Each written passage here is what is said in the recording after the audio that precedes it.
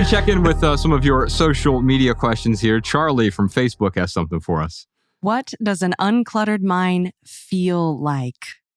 Ooh, an uncluttered mind is untethered from the past and the future. So where is a cluttered mind? It exists not in the present moment. There's a paradox about this because there is no present moment, because as soon as I say present moment, that is now the past, right? Or I'm thinking about something that's going to happen 5 minutes from now, 5 days from now, 5 years from now. That's also taking me out of the present moment. Or I'm thinking about something that happened yesterday. I can't believe I screwed this up. I should have said this differently. Oh, if I would have just answered the job interview question this way, then my life would be perfect now.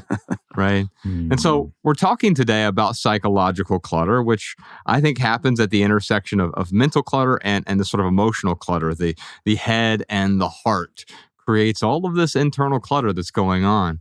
And Dr. Deloney, you have a lot of experience talking to people on the radio about this sort of anxiety that leads to the cluttered mind, as Charlie illuminates here. What are some of your thoughts on the cluttered mind and what does it feel like?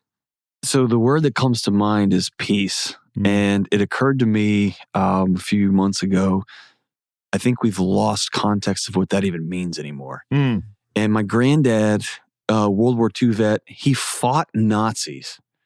And he came home started a small family, and he knew peace was not that, right? He had a very stark understanding of what peace was and was not. And then we're 2 or 3 generations removed now, and peace is, like we were just talking off air, like it's 73 and I want it to be 71 and I'm uncomfortable, right? And we then pathologize feeling not good. And so every not good feeling is something that needs to be solved. You end up in a rabbit hole. So when someone's asked, what does an uncluttered mind feel like? It feels like peace. It feels like your shoulders are dropped. And it feels like, not that everything's perfect. A great example is my cousin died a few months ago, and man, he had lived a great life. My wife and I had the great privilege of going to his funeral, flying there, and we had the privilege of just being sad because we had saved up money. We had a special account just for these kind of moments. We had time off from work. We were able to just go be sad. And so we were at peace, even in a tough time. So an uncluttered mind is one that is just relationally, spiritually, financially, it's at peace. Yeah. And the perfect thing is fascinating because we had a gal on, what's her name? Catherine Schaffler? Catherine Morgan Schaffler. Yeah, she wrote this book on perfectionism and completely changed my idea of what perfect literally means, but also how that is applicable to our everyday lives. So perfect comes from the Latin root per and facere, so completely done. So something doesn't need to be flawless to be completely done. If I were to die today, my life would have been perfect because then it's completely done. And so when we often conflate peace with comfort, then everything feels imperfect because it's not flawless. And then we moralize everything, right? Good and bad are emotions that exist in the cluttered head of the beholder. And so when I say, oh, I'm uncomfortable because it's cold. It's 50 degrees and I'm cold, and that is a bad thing. We even moralize the weather. We can pathologize everything and make it feel as though because it's not to my exact liking, it's not flawless, therefore it must be bad. Yeah. When I think about an uncluttered mind, I think about the words of David Allen, who says, the mind is for having ideas, not holding ideas.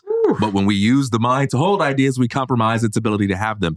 The mind is there to generate insight and creativity, but we often use it as a receptacle to place our plans and our worries and all those sorts of things. And so you know you are uncluttered when you are experiencing that generative quality of mind, when your mind is a force for ideas, for creativity, when you can access what's within you and your mind is an asset. On the other hand, if your mind is just sort of like, oh man, what am I going to do about this? What am I going to do about that? And you feel that anxiety, you feel that stress, you're cluttered because you're using your mind to hang on to things, to hold on to things. And it's its proper function is being overwhelmed by all of these other things. Yeah. Yeah. To add to that, TK. So yes, an uncluttered mind will make you feel more peaceful.